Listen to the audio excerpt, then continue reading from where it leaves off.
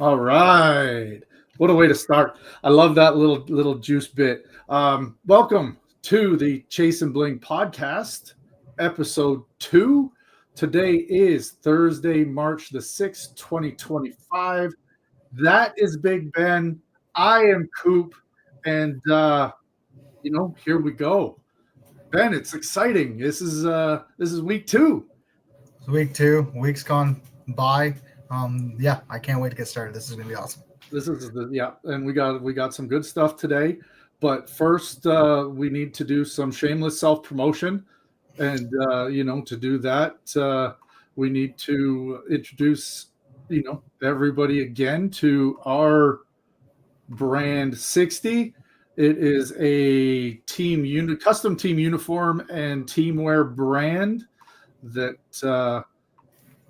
provides vivid colors, great fabrics, and we are proudly Canadian. And it wouldn't be the Chasin Bling Podcast without a championship ring company by our side. Our good friends at Legend Rings. I'm a little excited about rings today, Ben. I don't know why. I guess we'll find out why. I guess we'll find out soon. Let's dive right into our discussion for today. And the first one is so cool. I think that it's going to evoke some thought with folks about what Canadian football means, because I think we're on the precipice of something really, really cool. Oh yeah, I couldn't agree more. And so, topic number 1 for today is the Elgersma effect. And for some of our followers, viewers, listeners, this might be an interesting name. For some, definitely no. Taylor. Just recently, for those that don't know, we had a really cool thing happen in and around the USPORTS Football world. We had a young man, Taylor Elgersma, from Laurier University, be the first quarterback to participate in an elite seniors event for senior football players in the NCAA, the Reese's Senior Bowl. And this is so exciting and so cool because I've met Taylor. He's a very, very, very nice young man, and he represents himself. He represented his university. He represented Canadian football so well, not only as the humble human being that he is, but dude, he lit it up. Oh, did he ever? So I know you're a stats guy, Ben. So, why don't you give us the rundown on who Taylor is as a football player?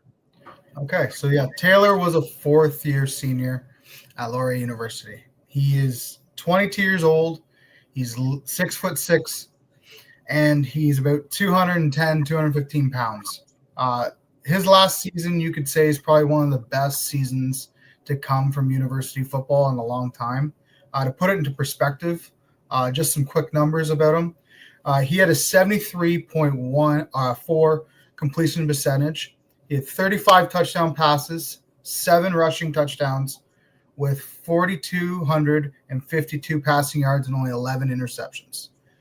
This is safe to say that this kid not only showed, what he can do in this game, but he proved that, he can, play this game well at this high level in this Canadian sport.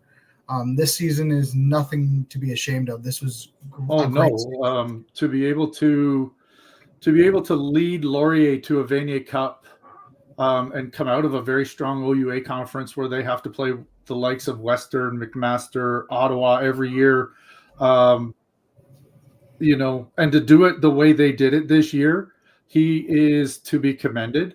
But let's put things in perspective a little bit. I know you took a look at maybe somebody or another quarterback that might be in this year's draft eligible category on the NFL side. So how did he compare? So I took a deep dive and I crunched some numbers, and I looked at a player that played out of Colorado University. He played for the Buffaloes, and that's Shedeur Sanders. Shedeur is 23 years old. He's 6'2". He's 215 pounds, and he was in his senior year in Colorado. He had a 74% completion percentage. He had 37 touchdown passes. He had 4 rushing touchdowns. He threw for 4,134 passing yards, and he had 10 interceptions on the season. Now, I know we're comparing apples to oranges here with 2 complete different games of football, but when you look at the broadness of what numbers can be, these 2 had eerily similar seasons when it comes to performance for those teams. Yeah, and I know that you just said we're talking apples to oranges, and there will be a lot of people say that Shedeur plays against better competition. Did you look into kind of how his numbers broke down in terms of some of the bigger competition they played versus maybe some of their schedule fillers? Well, it was easy to see, especially for Elgersma. There wasn't as many schedule fillers as there is in the university sports rather than the NCAA. It's not uncommon knowledge. We know that teams will pay other teams in the NCAA to go play them for the year, especially early in the season, so they can, stat pad, look really good before they meet, their conference rivals, per se. I would say that, early on, especially Sanders, he kind of struggled out of the gate, but that to be said, it could have been early season. It could have been, fatigue. It could have been anything. But as the season went on, he got better. The team got better. But for Elgersma, he was phenomenal right off the bat. He showed that right from the get-go, this was his team, and he was going to take this team as far as he could. Well, and I think it goes to show just how prepared he was for this season, because they did play Western, the preeminent juggernaut in the OUA and in USports very early in the season, and they were able to come out with a victory then. And then in the OUA championship game, they kind of put down their mark as who was the cream of the crop in the OUA this year. And he just had a great season. So my next question for you, Ben, is a little bit opinion based. Mm-hmm. And this is where we get to have a little fun on the Chasin Bling podcast, is to kind of interject our own feelings and thoughts into things. With the success Taylor had at the Senior Bowl and the other bowl game that he played at, will it change the perception of what Canadian football is? Or is this a one-trick pony that people are just going to say, you know what, this is a potentially once-in-a-lifetime guy? And yes, he did very well. He deserves everything that came to him. Or is this something that will open people's eyes and say, the game that is played north of the 49th, both in university and professionally, is played by some dang good athletes? Well, yeah, you said it right there. Like, I think this isn't a one-trick pony. I think this is going to be, at the beginning, a slow effect, but as time goes on, it's going to pick up speed.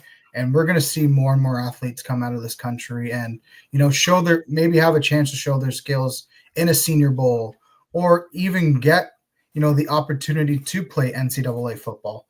But, this kid coming out of Laurier, he kind of set the pace, and he's kind of going to be the face of the new age of this game, where, kids growing up and playing this game are going to look at him and be like, well, if Taylor can do it, why can't I?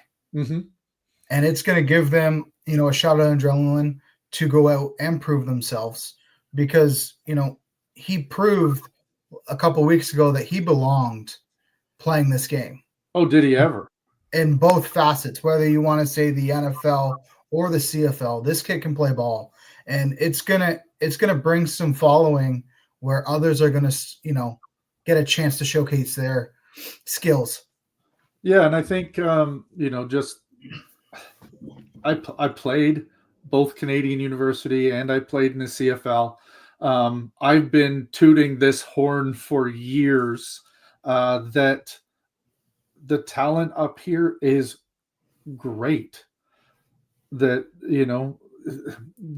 I hope it will change some people's perspectives on the fact that these guys are just as good and the product on the field is just as good.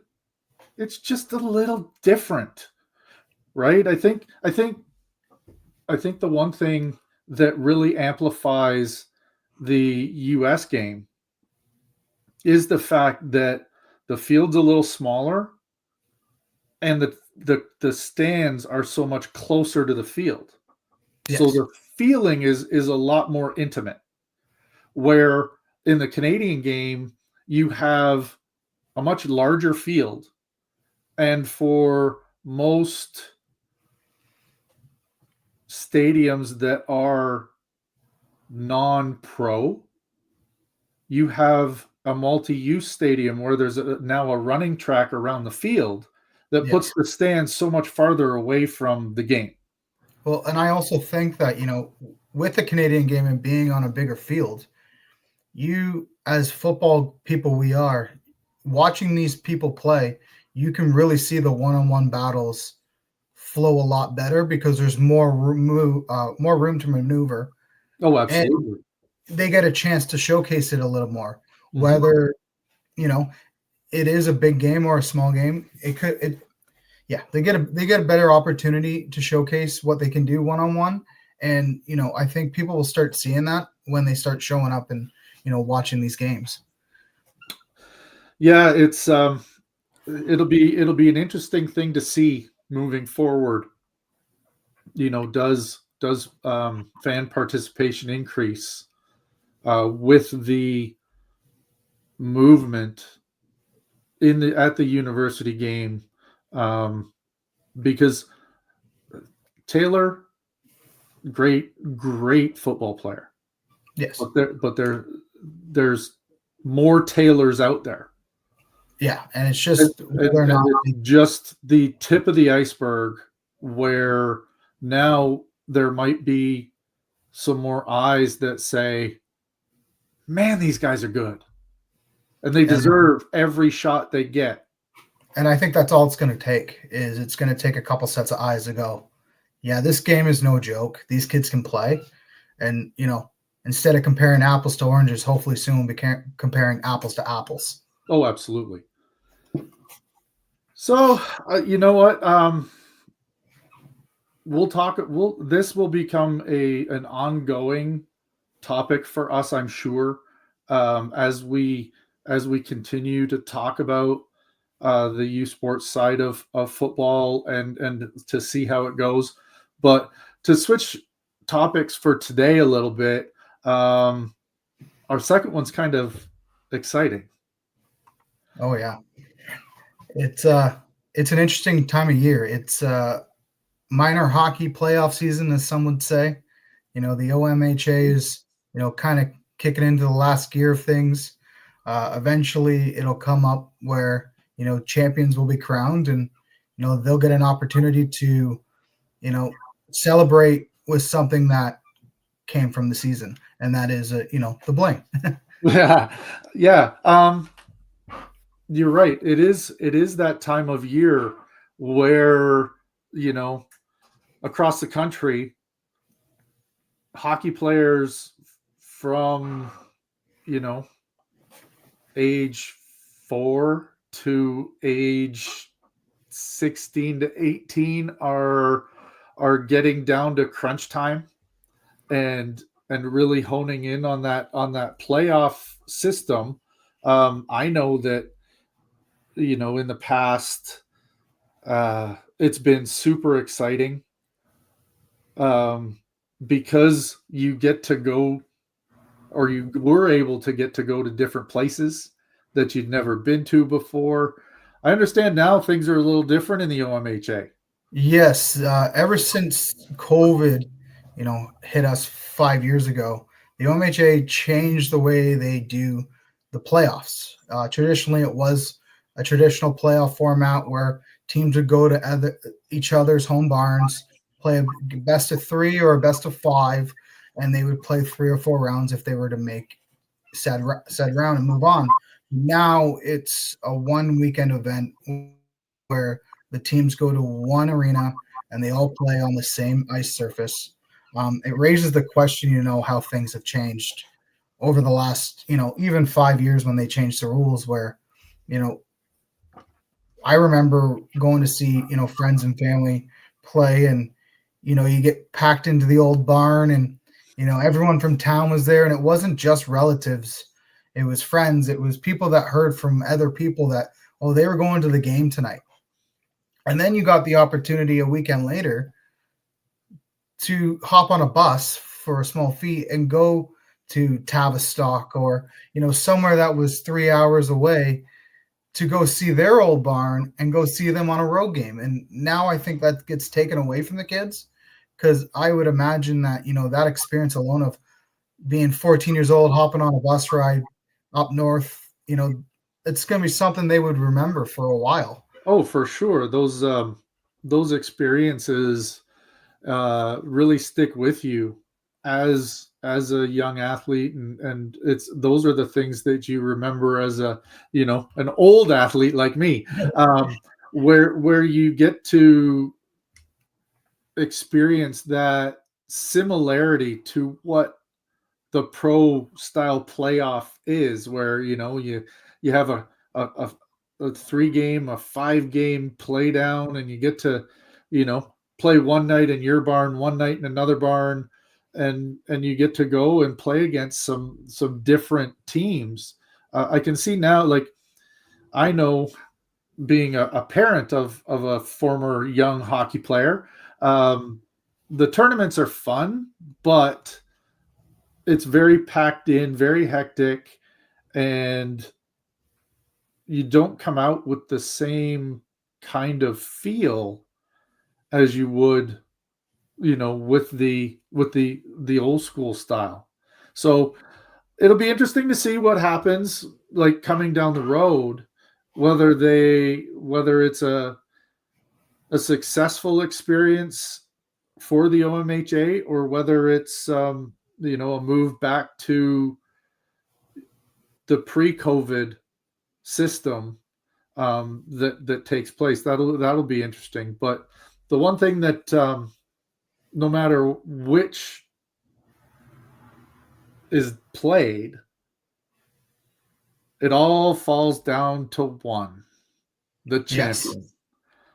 Yes. And that's kind of, it's an interesting topic, because we kind of both have experience in this, but very different experiences. Yeah. You know, it's been an interesting phenomenon to look at over the past number of years.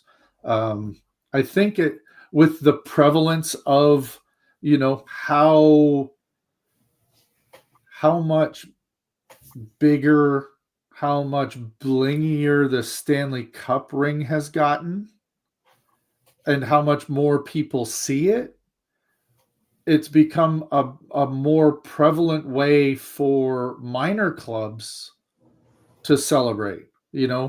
Back when I was a young athlete, if you won a championship, you got a jacket. Yep. With the way things have transitioned, in terms of technique, in terms of medals, in terms of a few other factors, it's become very, very, very similar in cost to celebrate with a ring or a jacket. Yes. Now, I will tell you, as someone who has a few jackets, they definitely take up more space in the house than the rings I have. Well, and not only that, jackets might not fit 10 years from now. So then it's just a closet. You can always move a ring down a finger, but once it hits the pinky, then it's time for it to get resized, or just then move to the display. Now that brings me to something. You've been in the ring world, I'll say, for quite some time now. Yes, I've been fortunate. My question to you is, out of the rings you've had the opportunity to work on and design and be a part of, which one speaks to you as your favorite to go through? Well, I have two. The first one was my Vanier Cup ring when we won at the University of British Columbia in 1997. That process was very interesting because we as a small group of captains and players who had been involved in the program for the full 5 years, we had an idea of what we wanted, and we basically designed the ring on the plane on the way home from Toronto to Vancouver.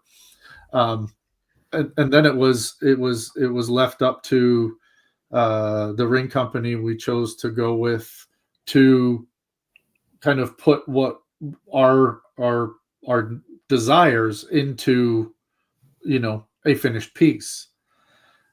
Well, fast forward a few years, I've been, like you said, in and around the ring world for a while, and I was very fortunate to have the ability to assist and help design the next Vanier Cup ring for the University of British Columbia football team. It was a piece that it was an interesting kind of story for how this piece came to be, because the head coach of the team was in his first year of coaching at the University of British Columbia. So he really still didn't have the full story of the history in and around UBC football and how the university fit within, Vancouver and British Columbia and all of that.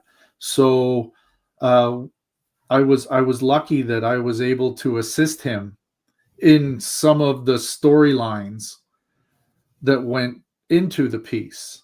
So, what I was able to do, and which was super fun, was I was able to help tie in, kind of the local Indigenous community. With the team being the Thunderbirds, I was able to locate and work with a local Indigenous artist to create the ring top. And so we were able to facilitate the 4 stones for the 4 Vanier Cups into the Thunderbird. If you look at the sides of the ring, the one side has 4 Vanier Cups for the 4 wins. But the unique thing was, this head coach wanted to pay homage to the other head coaches that had won cups in the past. So if you really look hard on the cups themselves, they each have the year in the bowl of the cup, the year that the cup was won, and along the first panel is the first initial and last name of the head coach that was the winning coach of the team. On the other side, we have the iconic Thunderbird Stadium with the BC helmet logo, tying, with the name and the number, or name and coaching description, to tie all of the pieces together. And then what I don't have a picture of is the inside of the ring, where the team slogan sat, as well as their run through the playoffs with the team they played and the score of the game. And it was a really special piece for me to help bring some history, some celebration, and definitely a whole lot of bling to the 2015 Thunderbirds. And then the really cool part of this design is that the number of stones that exist on the ring is the number of people who received the ring. So it tied together that family kind of effect that the team truly is. It's something to say when, people think of rings, it's, they're cut and paste, and, but when you break it down, they can really become personal to a team, or even to an individual, or a couple individuals per se. Oh, so much. There's so much thought that you can put into a celebration piece like this.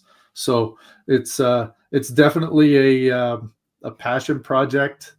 It's definitely something I still have fun with in working with our connection with Legend Rings, and we'll see what transpires over the next couple of weeks to a month, to see how the hockey playoffs finalize across the country, and see if there's anybody that we can help celebrate with something like this. Yes.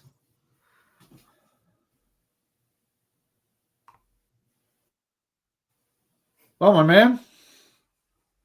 Well, that was another great episode. That's a wrap for this week. That was a great conversation. I really enjoyed that one.